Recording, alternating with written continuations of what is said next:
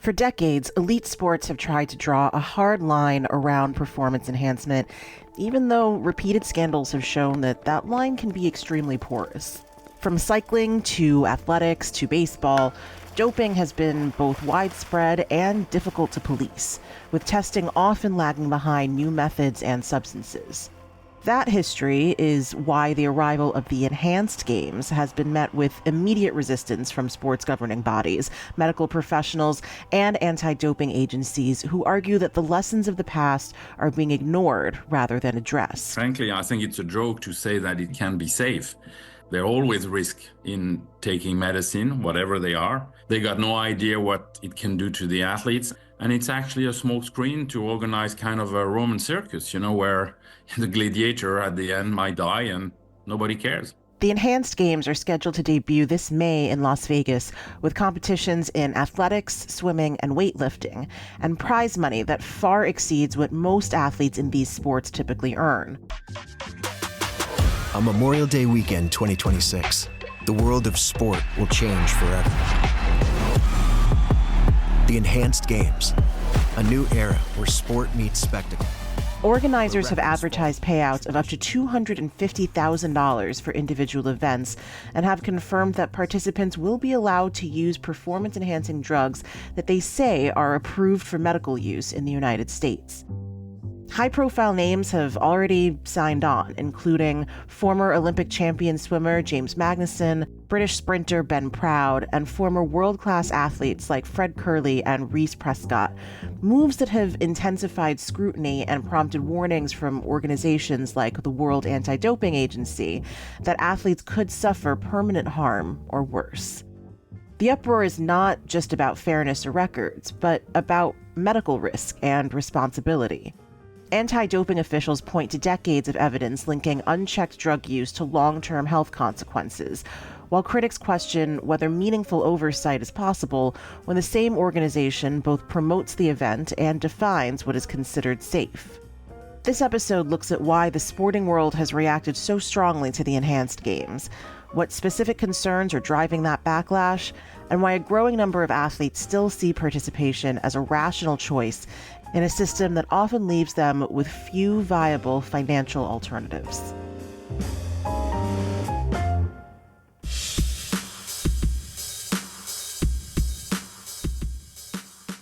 Hey everyone, it's Kavitha Davidson, and welcome to another episode of Sportly. Today, I'm talking to Jacob Whitehead, an investigative sports journalist at The Athletic, where he covers cycling and Newcastle United. He was named a Gold Award winner at the 30 to Watch Journalism Awards in 2025. He's also written for The Guardian, The Daily Telegraph, The Daily Mirror, and several other well-known outlets. Jacob has covered the enhanced games through several excellent pieces on The Athletic, which is why we have him on today. So, hello, Jacob. Welcome to the podcast. Before we talk about the enhanced games, can you just quickly go through some of the high-profile issues and scandals that we've seen in doping, particularly on the international stage? So recently in cycling, which I cover quite a lot, there's been a couple of high-profile cases, particularly of classics riders. There's a Spanish rider called Oyer Lazcano who was caught. This year he rode for the Red Bull team and Movistar. Coming up this week, with Oyer Lazcano provisionally suspended by the UCI and sacked by Red Bull Bora Hansgrohe for anomalies in his blood samples, I'll be looking into how... In a far more wider sense, we've recently had the, state-backed Russian doping scandal, which was discovered about a decade ago now and initially led to Russia's ban, really, from Olympics, and that governed about 3 exclusions from Olympics before now the conflict in Ukraine's led to further bans. It's confirmed. A new report unveils evidence of widespread doping by Russian athletes at the Sochi Olympics. The World Anti-Doping Agency says a Moscow laboratory protected Russian athletes during the 2014 Winter Games. The Russian Ministry of Sport manipulated the athletes' analytical results and swapped samples. That was, I think, pretty widespread across the nation. I think the person behind the lab said that 30 of Russia's 70-something athletes at the Sochi Olympics were doping. And are you surprised at how kind of brazen and widespread, particularly the Russian state-sponsored program, has been? I suppose not surprised in the sense that this isn't new. We've seen it across Soviet countries in the 1980s. We've seen it across cycling in the 1990s and early 2000s. And we can see from so many areas across sport quite how much sport matters from, I guess, a sort of statecraft perspective. So the idea that these two areas would meet doesn't massively surprise me. And in cycling, for our U.S.-based fans, obviously Lance Armstrong and the USPS team's widespread doping scandal was probably the first time, or the first major time that a superstar of that magnitude had been caught. But our first really big doping scandal that kind of rocked us culturally was in Major League Baseball, both because of the place that the sport holds in the American consciousness, and also the sport's long history of cheating. A very famous case back in the early 1900s with the Chicago Black Sox, and this idea of fairness. And to this day, it is still affecting Hall of Fame votes and the way that certain players are being considered. Does that aversion, very strong kind of aversion to doping, does that exist worldwide? Is it that looked down upon, or that, the term that's constantly thrown around is cardinal sin? I think pretty largely, especially, I suppose from a European perspective, which I have, I think it is very strong. It properly tars individuals' careers to a point where even if it's a 2-year doping ban, 4-year doping ban, early in their career, it's very difficult for them to get back to any sort of high level. I think of the example of Justin Gatlin in the USA, and I can't think of an example like that in European athletics where such a high-profile athlete has been caught doping and returned to such a high level afterwards. Can you go through some of just the logistics of doping? Why is it so hard to catch with all of the regular testing and everything that is actually done at these tournaments? I suppose fundamentally, dopers are getting better. These are high-level scientists who are running these labs. Often they can be backed by organised crime in supply of it, so they're used to evading police networks. Effectively, every time an athlete is caught, there's a lesson for what to change in the future. And increasingly, techniques are used which are much harder to catch, such as sort of micro-doping, just to slightly increase levels at certain times of year. Obviously, athletes in lots of sports are tested year-round, but for other ones, they know they won't be tested when they're out of competition. So just as sporting bodies try to introduce tests such as a athlete's biological passports, which effectively gives biomarkers so you can see if there's any rapid changes, the dopers will work out a way to get around that. That's why when we speak about kind of current levels, it's quite hard to say of any authority. If doping cases go up, does that mean that doping's actually increasing, or is policing getting better? If we see fewer cases than before, does that mean that doping's going down, or does it just mean that the dopers are actually ahead in this stage of the cycle? Right, it's the classic question. We see an increase in people testing positive for something, or an increased instance in something. Does that mean it's being done more now, or are we better at catching it now? This has particularly been a case in some areas of distance running as well. So I've done some reporting from East Africa before, where in certain regions of Kenya, the pressure on athletes to dope has been really, really high and tied in with all sorts of societal issues. The Kenyan doping scandal is getting out of hand. This is a list by the AIU, Athletics Integrity Unit, which is responsible for the judiciary process of athletes who have tested positive for PEDs. It details all athletes who are currently serving bans for doping, with a list comprising of over 100 Kenyans who are currently barred from athletics competition. And there are many more. And there, I guess, for these bodies, which are often pretty underfunded, doping bodies, that is, for them to go to what can be relatively remote regions of the world and carry out this testing is something which these bodies say they want to stop it, but are they prepared to invest the amount that it would probably take to do the amount of testing which needs to happen? In practice, probably not. You have mentioned that, testing does get better, but obviously we'll usually be one step behind, the technology of evading testing and the technology of these medications themselves. Do you think retrospective testing helps restore fairness, or does it just confirm that the system has failed in the past? Where do you lie on the efficacy of retrospective testing? Sorry, just to check I understand. This is testing old samples from, yes. 20 years ago or whatever. Yeah. I can see both sides of it. I think that clearly it's good in the sense of including trust in sport. I guess for showing the way that technology has come on, and for when legacy is such part of it, it's actually showing what the true nature is important. At the same time, I think there probably are some sports where I'm not quite sure if it's the best use of technology in the modern era. Just to go, I guess cycling is a sport I know best. in the 1990s and 2000s, where probably over 90% of riders were doping, does it do us much good to go back and show demonstratively that 90% of riders in, I don't know, the 1995 Tour de France were doping, when that money probably could be spent in the sport right now, where it still is going on to a lesser degree? I'd say probably the latter. There is a little bit of gray area here. You've had certain players, Maria Sharapova kind of comes to mind, where it's still a little unclear. She did test positive for a banned substance. It's unclear whether she was intentionally doping. That particular medication had been added to WADA's banned list that year, and she said that she wasn't aware of that, which I think either way is just a failure of her team not to know what she is and isn't allowed to put in her body. But can you talk a little bit about the gray area that does exist, even with something like doping, where we have something that seems as concrete and black and white as positive and negative tests?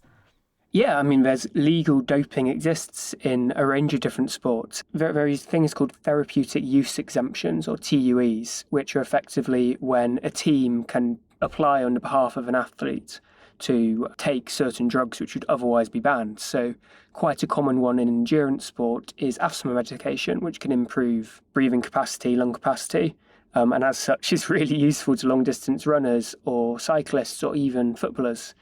And the use of that has been questioned because the rates of asthma sufferers in these elite sports people does seem to be much higher than in the general population. In cycling recently, there's been controversy over the use of carbon monoxide rebreathing, which sounds as if it should be totally toxic, right? But there's a technique where if you breathe in for a certain amount of time, spread apart enough, it can actually increase your VO2 max. That is legal. Some teams in the sport have said we aren't going to do it on an ethical level, but it still happens. The best teams in cycling do it. The riders who've won most of the Grand Tours do it. And yet, if you just sort of explain it, I'd say to a person on the street and say, do you think this sounds like doping? They'd all say yes. So, yeah, we have these grey areas. We exist in these grey areas. Right. And I know for years there's been conversation about the types of substances that are banned, whether they should continue to be banned, and the lack of interest in doing proper scientific study into these substances that we've kind of already decided. The one that comes to mind is human growth hormone. There was a huge campaign that wasn't particularly successful, but started an interesting conversation led by, of all people, Mark Cuban, to do further study into something like HGH. The distinction he made was not for performance enhancing, but injury recovery. Is that part of that conversation right now as we go into the enhanced games, the types of substances, whether we should be reevaluating what we think of as doping and not? I think that's definitely how the enhanced games would like us to consider it. I do think there's interesting questions to be asked about, especially when it comes to recovery, what substances can be used, especially when it's substances, I say, which have very high name recognition on the street or which people may use relatively regularly. Just ordinary people, they'd think, well, if I can buy that from a chemist, surely it can't be that performance enhancing. I'm not doping, I'm just trying to lift X amount at my local gym, and that can sway it. Yeah, I will say the part that gives me pause on that is that we have far less stringent regulation by the FDA on what you can buy at the chemist than in other first world countries.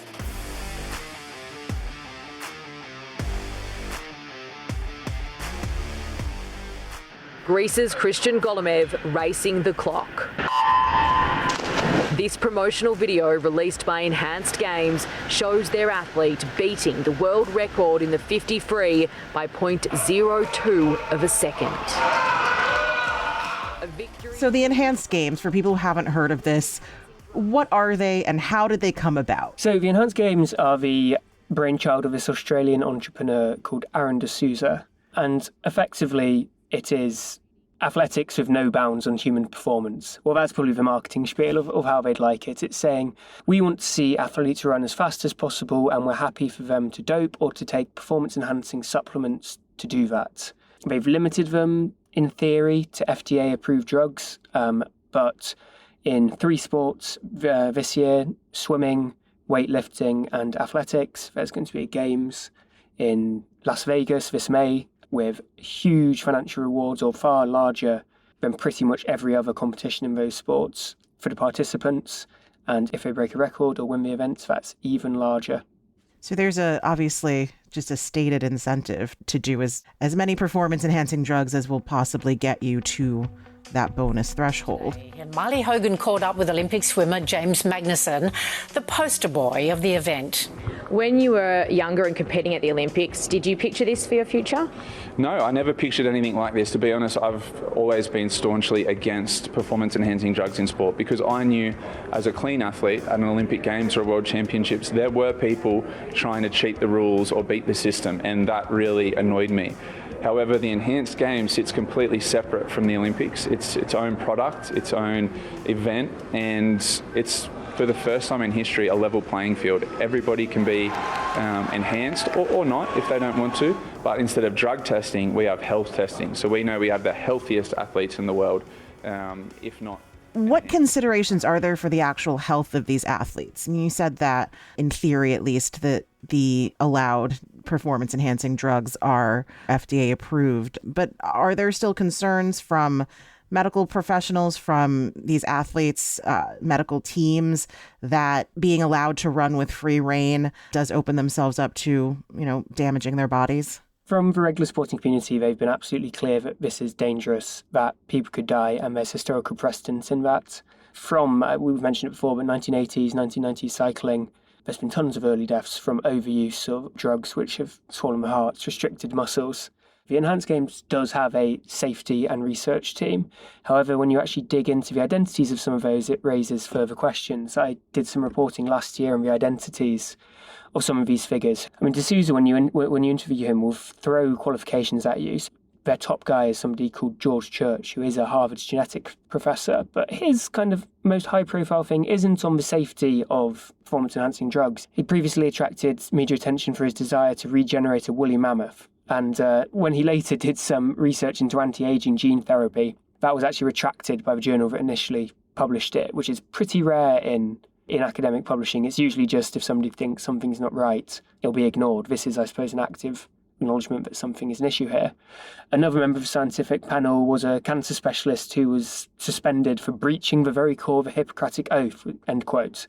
So if that's what you can find in some relatively cursory digging into the people who are on the safety team, it raises questions about just how safe this really is. There's no oversight outside the Enhanced Game from some other sort of independent body. It's Enhanced Games employees deciding what is safe for the Enhanced Games to do. Well, we all know that industries can absolutely police themselves, right? Oh, yeah.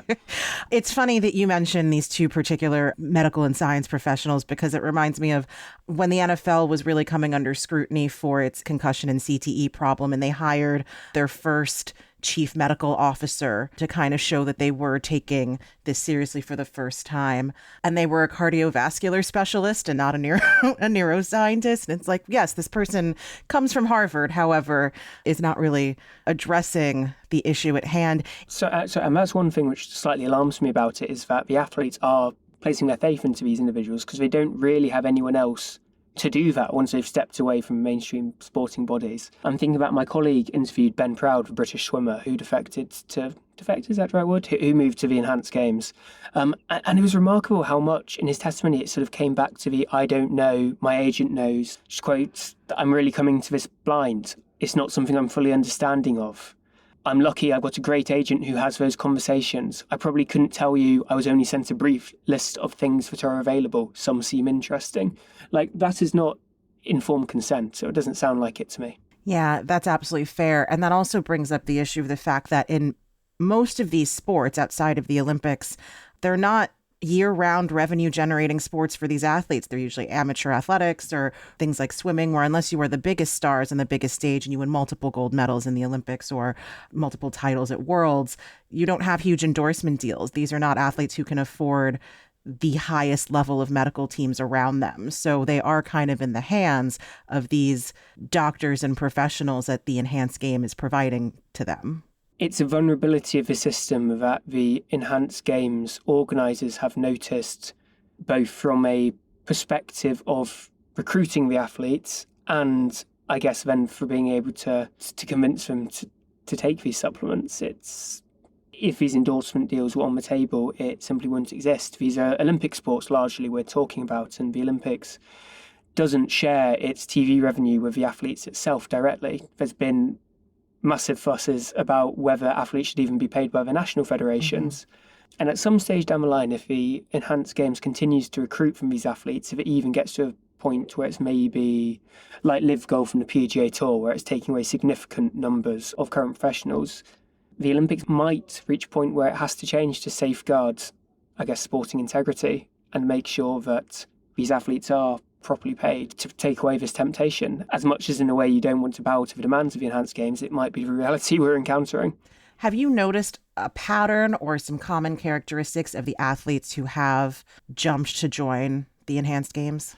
Definitely, and it's actually something which surprised me. I thought athletes who'd be particularly at risk would be possibly younger athletes from the Global South who have even less payments and support structures from their national federations, and for whom they do have a genuine chance of breaking these world records. Like, for example, if you're the 5th best marathon runner in Kenya, you may not win many races, but if you're going to dope and get to the enhanced games, you've got a realistic chance of running a ridiculously fast time, and that's pretty dangerous for sport itself if it's taking away people who would potentially be future medalists.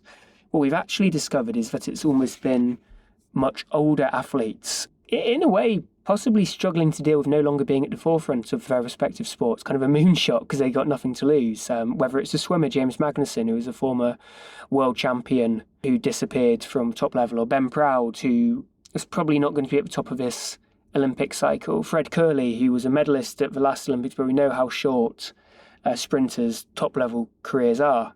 By and large, they've all been 30 or over, or at least in the probably top quartile of their respective sports age range. Is there any consideration for those older athletes what this does to their legacy? If you have a former world champion and a recent Olympian, have they expressed any concern about that, or how have they answered that question? Lots of them, from what I've seen, have had a bit of a perspective of, it's my decision, I'm doing this to support my family. I thought about how it would look, but this is why I'm doing it. Hello everyone, professional swimmer Cody Miller here, and today I'm announcing that I have signed on to compete in the first ever Enhanced Games. And I'm not gonna ignore the elephant in the room, the thing that a lot of you all are thinking. Enhanced is offering athletes money to be professional athletes that has never been on the table before. I'm just gonna say it, they're paying me a lot of money. I have no shame in saying that. At the Enhanced Games, there is millions of dollars on the table. You know, you can look up the prize money structure. For one day of swimming, if you win 2 events, that's $500,000. That's never happened before. If you set records, there's more money. You win 2 events and set records, there's $1 million for one day of swimming. It comes across as they have a little bit of a feeling of betrayal from their sports, and that they've given it 10 years, 15 years, and they still don't feel comfortable enough to support their families. And so they're like, well, we need to turn to this. Reece Prescott is a British sprinter who moved to the Enhanced Games in the last week or two. He spoke about, after one down year of injuries, suddenly working in removals, getting up at 5 a.m. every morning, working until the late evening, completely unable to find a sponsor. And he thought, well, if I can't afford to stay on the regular circuit, I can't afford a top physio, I can't afford coaching, my British athletics money has gone. The only way for me to carry on running is to sign up for the Enhanced Games.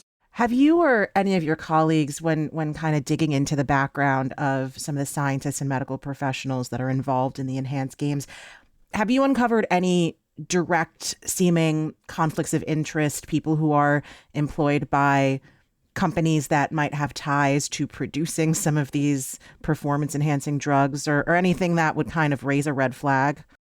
I've not directly, but that said, I've not done the research myself into this. The identities of investors, however, I think show what I guess the true aims of the Enhanced Games are. So this is backed by Peter Thiel, co-founder of PayPal, runs Palantir. I'm sure the listeners know who he is. There's also people like Christian Angermeyer, a German investor, and Balaji Srinivasan.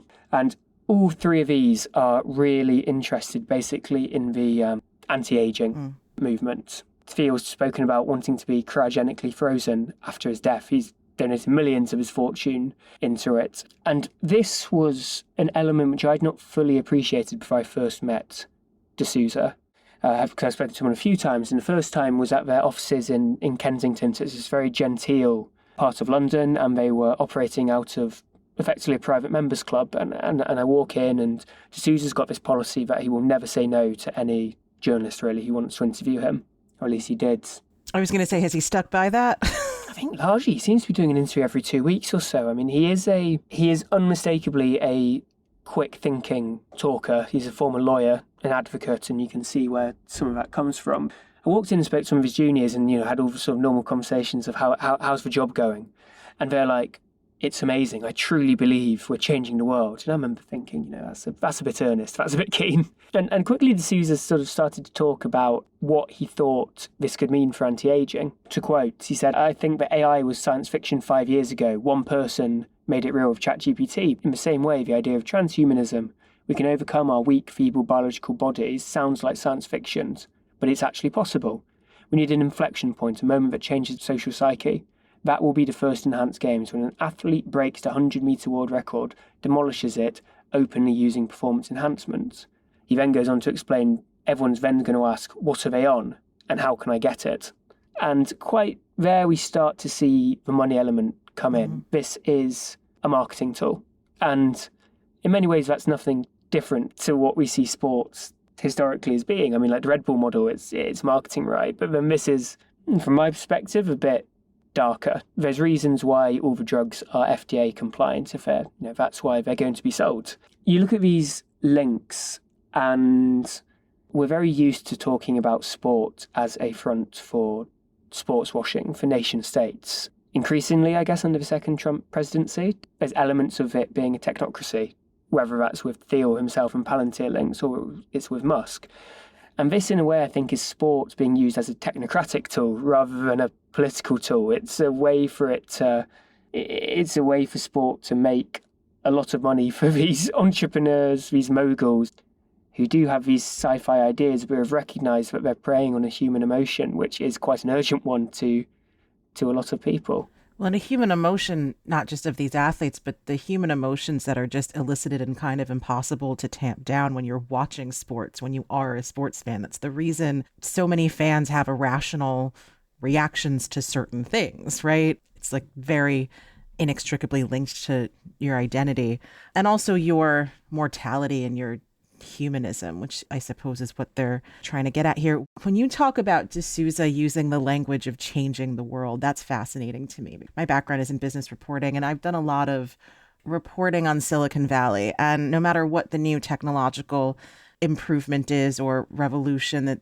they're ushering in, they do earnestly, and in some cases quite delusionally, believe that they are changing the world. So now it seems like that is being expanded beyond just, personal computing technologies to enhance the body. If these games are ultimately to be used as marketing tools for some of these anti-aging drugs or regimens, how effective could that be for an average person or fan who wasn't already a world-class athlete before taking these drugs?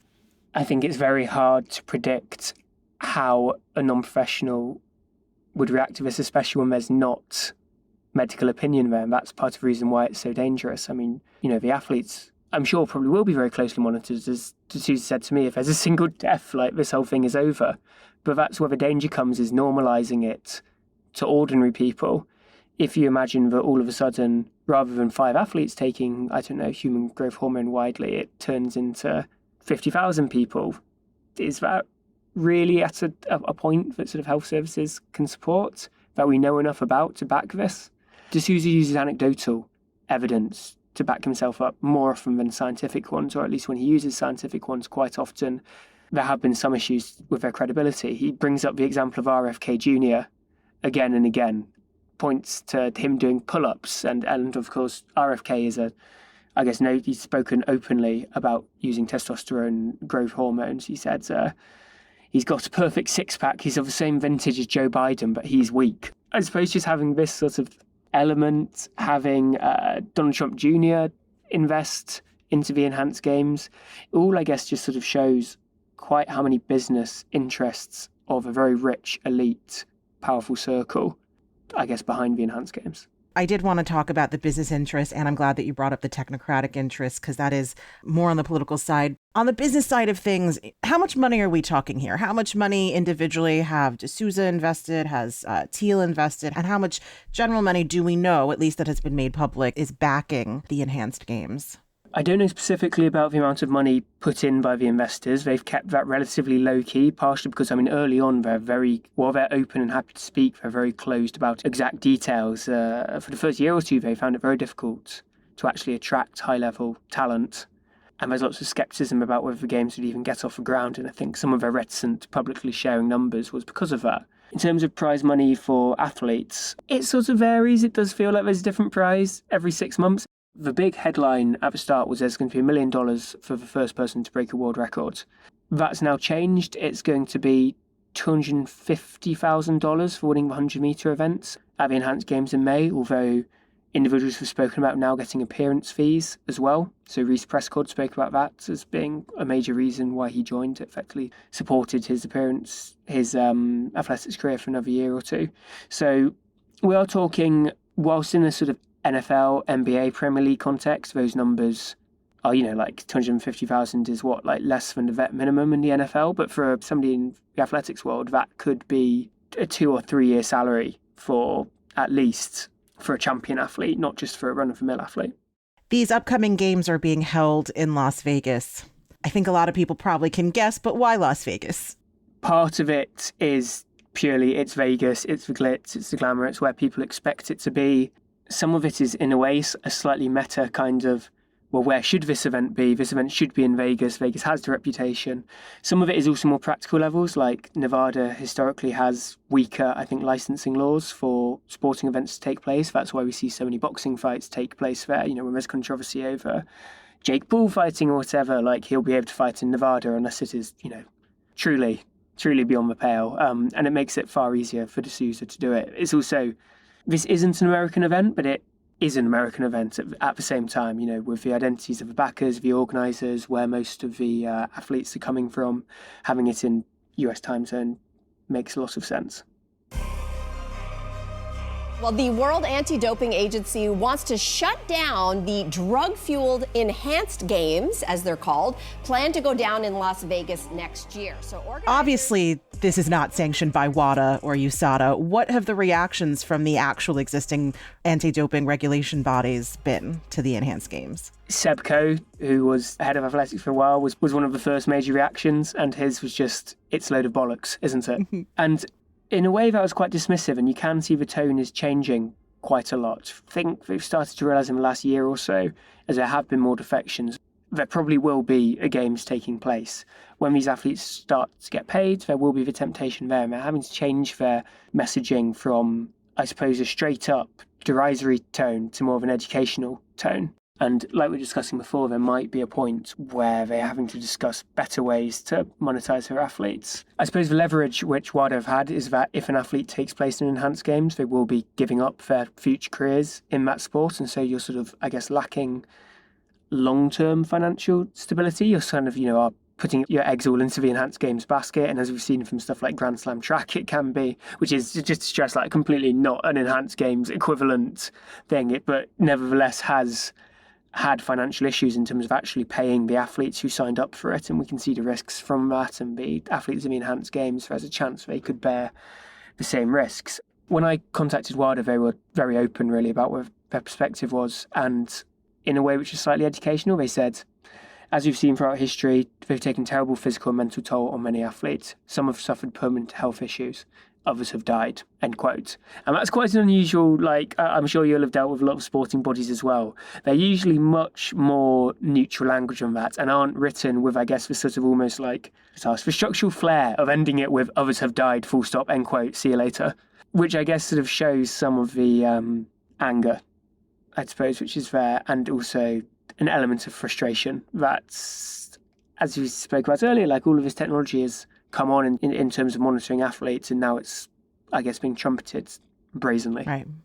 Is there a devil's advocate argument? Have people made this? I'm sure they probably have. To WADA, the IOC, not having the best track record in not just with doping, but avoiding cheating scandals, so that if it's already happening below ground, might as well bring it above ground. Has that been a conversation going on? I can see how that's a way that competitors and organisers of enhanced games can justify it. Ben Proud was quite interesting. He said that despite all of the sacrifices I've made, my whereabouts, always known to be tested regularly, people would still look at my physique and say, you're doping. And that took a real mental toll on him. And he sort of had a perspective of, well, I've not been, but why not? If everyone believes it already, what have I got to lose by actually doing it and taking it into the open? So it's quite hard to work out how traditional bodies can kind of address that, because you do need to have all of these whereabouts tests to actually work out where they are. And this is, in a way, sort of online strangers criticising him, which has brought it up. It's probably not at a point where, from a medical perspective, you can't just be posting clean tests of athletes on the internet, can you, to prove that they're clean from a privacy perspective? And so, yeah, it's a real point, and it's one I've probably not got a good answer to in terms of how athletes can feel more secure and the public can feel more secure in their athletes. The Olympics, the Winter Olympics, are coming up in a month. The Enhanced Games are going to be held later this year in May. There's obviously a intended juxtaposition there in the scheduling. What will you be looking for when the Enhanced Games are actually held, from a viewership perspective, from a conversation perspective, and then from a just purely on-field results perspective? Yeah, and I think that's part of the depressing thing, is that the first thing I'm going to look at is the clock. When they run the 100 metres, you are going to be watching and saying, if they run 10-1 in the men's race, you're going to be, this isn't elite, I didn't have much interest. Clearly, if they run a 10-7 or something, it becomes a very different equation. And, as educated as any of us can be about sport, I think that is going to be the first thing we look for, which is the very point of the organisers themselves. It's kind of preying on a conversation you'd have with your friends at the bar, ultimately, of how fast could you go if you had all of that. And it's a powerful thing. I suppose from a viewership perspective, that is major. And that's why it's kind of quite interesting to see who they fully finalised broadcast deals with. How openly accessible is this going to be? If it's just a few thousand people watching it, then there's not going to be a lasting legacy. D'Souza's spoken a lot about wanting to explore non-traditional means of broadcast, and he's even signed up with Rob McElhenney to produce a documentary of it, which I guess will sort of shift it at least into some of the mainstream consciousness. And I would be surprised if that documentary, since it's officially bought rights, asks too many probing questions of the games and the issues associated with it. And I'm also interested just to see how brazenly they begin selling the associated products. Is this all going to take place in front of billboards, which, read testosterone.com on, or, whatever, I'm being trite, but is this going to be shoved down our throats, or is it going to be more of an implicit advertisement? What kind of sponsors have jumped on to partner with the Enhanced Games? Well, so far, very few openly. I would imagine that will change, and as it gets closer, there'll be more fringe partners, but for the main part, well-respected brands have kept this very much at arm's length.